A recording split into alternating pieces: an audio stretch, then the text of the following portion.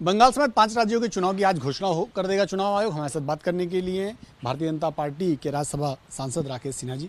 राकेश जी, आज 5 राज्यों के चुनाव की घोषणा है, खासकर सबकी निगाहें बंगाल में है। बंगाल को लेकर भारतीय जनता पार्टी कितना तैयार है और क्या आपको लगता है कि जिस उद्देश्य के साथ आप लोगों ने मिशन 200 का नारा दिया है वो पूरा होगा?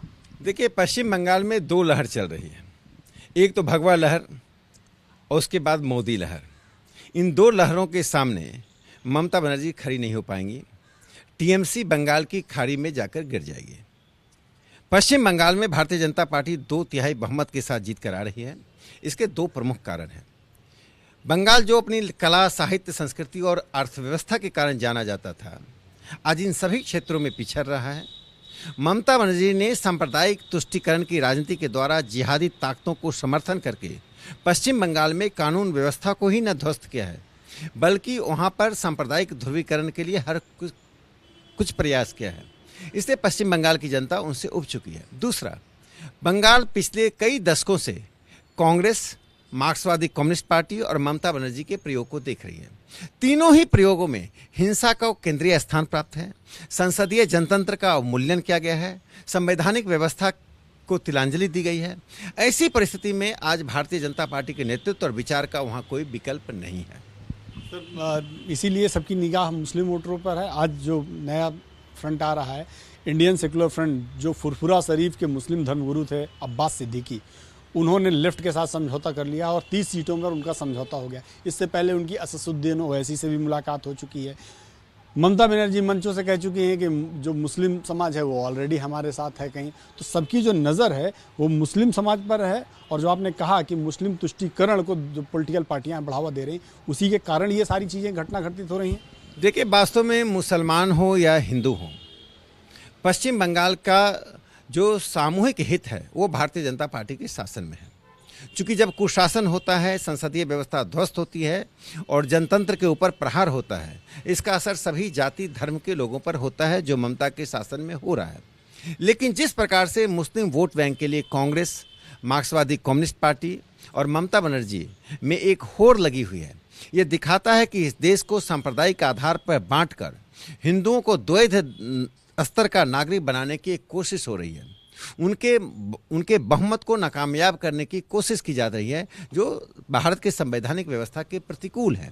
इसलिए मैं मानता हूं कि भारतीय जनता पार्टी की विचार और नेतृत्व के समर्थन में वहां की जनता खड़ी होगी। वह खड़ी सिर्फ ममता को पराजित करने के लिए ही नहीं होगी, बल्कि जो तुष्टीकरण की राजनीति है, जो जिहादी राजनीति है, जिस जिहादी राजनीति को घर के भीतर और घर के बाहर से समर्थन मिल रहा है, उसे भी पश्चिम बंगाल की जनता परास्त करके अपनी कला, संस्कृति और साहित्य तथा अर्थव्यवस्था को पुनर्जीवित करेगी। 4 और महत्वपूर्ण राज्य हैं, केरल, तमिलनाडु, पुदुचेरी और असम। इन राज्यों के लेकर आपका क्या कहना है? भारतीय जनता पार्टी कितना अपने आप को तैयार मानती है? देखिए, केरल में भारतीय जनता पार्टी के पास एक व्यापक वोट बैंक है, लेकिन जिस प्रकार से वहाँ पर सांप्रदायिक गठजोड़ होता है, जिस तरह से पीएफआई के साथ मिलकर मार्क्सवादी कम्युनिस्ट पार्टी और मुस्लिम लीग के साथ मिलकर कांग्रेस पार्टी वहाँ पर सांप्रदायिक ध्रुवीकरण करती है, उसका असर चुनाव पे होता है। लेकिन इस बार जिन मुद्दों के आधार पर हम चुनाव लड़ रहे हैं, केरल में भारतीय जनता पार्टी हस्तक्षेप करने जा रही है। तमिलनाडु में भारतीय जनता पार्टी और भगवा लहर चल रहा है। पार्टी सरकार तो नहीं बनाएगी, लेकिन सरकार बनाने में एक बड़े स्तंभ के रूप में काम आएगी। पुडुचेरी में हमारी सरकार बनने की उम्मीद है। हम एक बड़े मजबूत तरह से चुनाव लड़ रहे हैं और असम में हमारे सीटों की संख्या और मतों की प्रतिशत में निश्चित रूप से वृद्धि होगी। मैं मानकर चलता हूं कि जो भगवा और मोदी लहर देश के अन्य भागों में चल रहा है, वह बंगाल, तमिलनाडु, पुडुचेरी, असम एवं अन्य राज्यों में भी कामयाब होगा। धन्यवाद हमसे बात करने के लिए। डॉक्टर राकेश सिन्हा थे, जो साफ तौर पर कह रहे हैं कि पश्चिम बंगाल समेत जो सभी राज्य, पश्चिम बंगाल में तो हमारी सरकार बनेगी ही, लेकिन जो राज्य हैं खासकर केरल, पुदुचेरी और तमिलनाडु, यहाँ भी भारतीय जनता पार्टी बहुत अच्छा प्रदर्शन करने वाली है। कैमरामैन कपिल मिश्रा के साथ नीरज पांडे, एबीपी न्यूज़, दिल्ली।